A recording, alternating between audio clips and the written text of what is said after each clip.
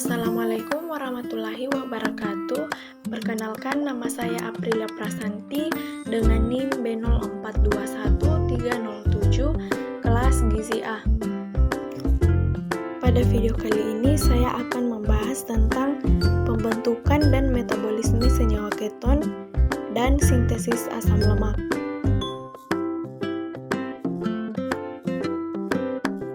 Pembentukan dan metabolisme senyawa keton. Asetil koenzim A yang dihasilkan oleh reaksi oksidasi asam lemak dapat ikut dalam siklus asam sitrat apabila penguraian lemak dan karbohidrat seimbang. Dalam siklus asam sitrat, asetil koenzim A bereaksi dengan asam oksaloasetat menghasilkan asam sitrat. Jadi, ikut sertanya asetil koenzim A dalam siklus asam sitrat tergantung pada tersedianya asam oksaloasetat dan hal ini tergantung pada konsentrasi karbohidrat. Asam asetoasetat terbentuk dari asetil koenzim A melalui 3 tahap reaksi. Tahap pertama, 2 molekul asetil koenzim A berkondensasi membentuk asetil koenzim A.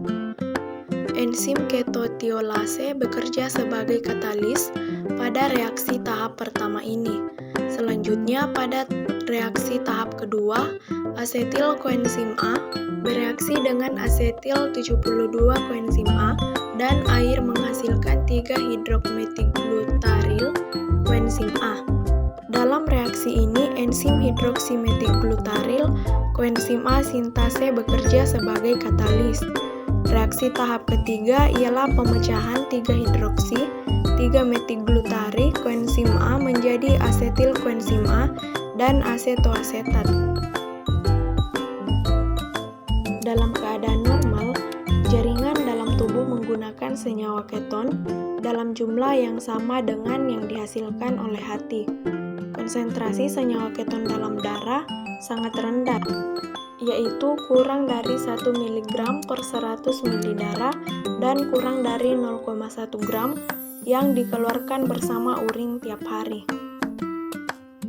Dalam keadaan berpuasa atau kekurangan makanan, konsentrasi karbohidrat atau glukosa berkurang, sehingga sebagian dari asam oksaloasetat diubah menjadi glukosa.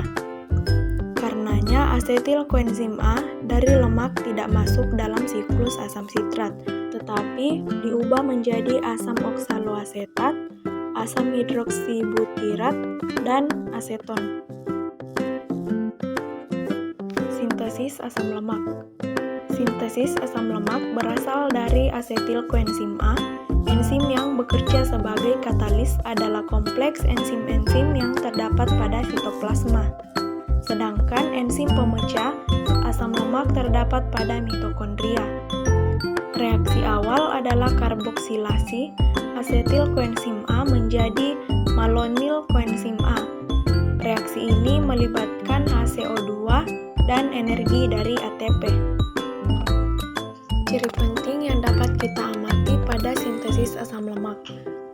Pertama, sintesis asam lemak terjadi pada sitoplasma, sedangkan oksidasi terjadi pada mitokondria. Kedua, senyawa-senyawa antara dalam sintesis asam lemak terikat pada ACP, sedangkan pemecah asam lemak, senyawa-senyawa antara terikat pada koenzim A. Yang ketiga, beberapa enzim yang bekerja sebagai katalis pada sintesis asam lemak merupakan suatu kompleks multienzim yang disebut asam lemak sintase. Pada pemecahan lemak tidak terdapat sistem multienzim. Yang keempat, perpanjangan rantai C pada sintesis asam lemak ialah penambahan 2 atom C secara berturut-turut yang berasal dari asetil koenzim A.